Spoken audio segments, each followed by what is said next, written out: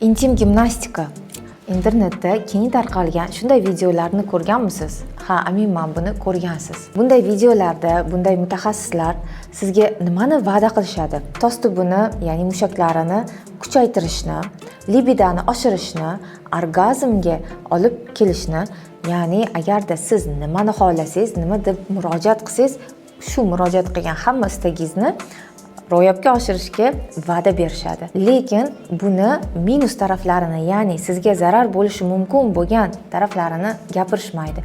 Shuning uchun agarda siz bu narsaga agar ehtiyojingiz bo'lsa, o'zingizni tos tubi mushaklaringizni qattiqlashtirmoqchi yokida his qilmoqchi bo'lsangiz, to'g'risi mana his qilmoqchi bo'lsangiz, shu gap to'g'ri. Fitness, intim gimnastika uchun o'zini yaxshi kerakli mutaxassisiga, professionalga murojaat qilishingizni tavsiya qilaman. Chunki tos tubini siz qattiq toshdek qilib hech qanaqa yaxshi natijaga erishmaysiz yokida uni yumshoq qilib ham.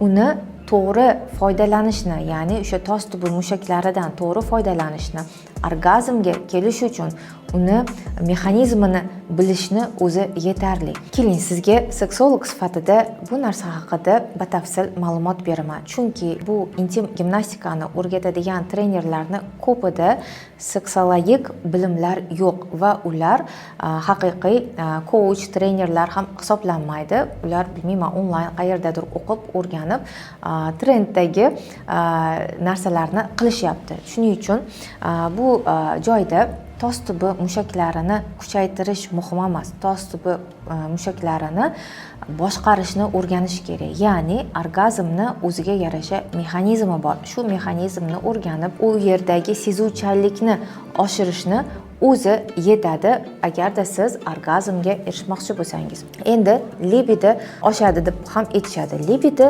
oshish uchun bilasizlar, libidani tushib ketganini 50 dan ko'proq sababi bo'ladi.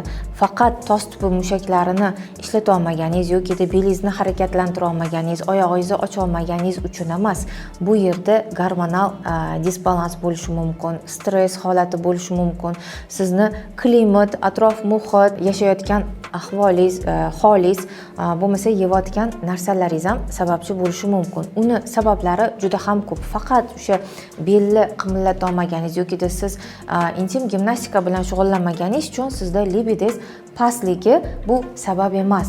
Oldin doktorga borib, agarda rostdan ham libido past bo'lsa, vrachga borib, check-up qilib, gormonlarni bilish kerak, qanaqa holatdaligini. Undan keyin o'sha doktorning назначенияsi, ya'ni uni tavsiyasiga qarab, siz libidingizni ko'tarishingiz mumkin va ozishni ham va'da berishadi. Ishoning, faqat belingizni harakatlantirganingiz bilan ozib qolmaysiz. Ozish uchun ham o'ziga maxsus nimalar bor. O'zimizning ratsionimizni, bizani biologik holatimizni, gormonlarimizni ko'rib chiqish kerak va shunga qarab ozishga harakat qilish mumkin. Lekin bu harakatlar sizni nafaqat mushagingiz, balkim agar belingizda og'riq bo'lsa, sizda o'sha belingiz, tos tubi, suyaklar nozik bo'lsa, bu sizga zarar berishi mumkin.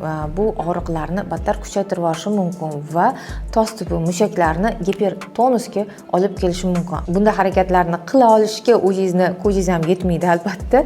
Ikkinchi o'rinda bunday harakatlarni qilib, ular va'da bergan natijalarga erishishingiz juda ham qiyin. Bu harakatlarni qila olish uchun sizda giper flexible bo'lishingiz kerak, ya'ni juda ham egiluvchan, juda ham qayluvchan va bu holatga kelish uchun siz yillar davomida mashq qilishingiz kerak. Ham ochig'ini aytganda, jinsiy hayotda bunday harakat qila olmaysiz ham, bunday harakat bilan partneringizni qo'rqitib yuborishingiz mumkin, xursand qilishni o'rniga. Shuning uchun bir fikrga kelishdan oldin bunday trendga chiqqan videolar yokida holatlarni qilish uchun 10 marta o'ylab ko'ring. Hattoki doktorlar ham bu narsani zararligini, bu narsa agarda umr qadar muammolar bo'lsa, sizga zarar berishi mumkinligi haqida gapiradi. Albatta, orgazmga erishish, libidoni ko'paytirish, ayollik energiyasini kuchaytirish, tos tubini mushaklarini sezuvchan qilish uchun boshqa sinalgan yaxshi texnikalar va yo'llari bor. Ulardan biri ehtirosli parvoz. Bu kursimizda sinalgan va rostakasım ayollarga 100% natija bergan mashqlar, orgazm, libidani kuchaytiradigan texnikalar beriladi. Agarda batafsil ma'lumot olmoqchi bo'lsangiz, kommentariyada ehtiros so'zini yozib qoldiring.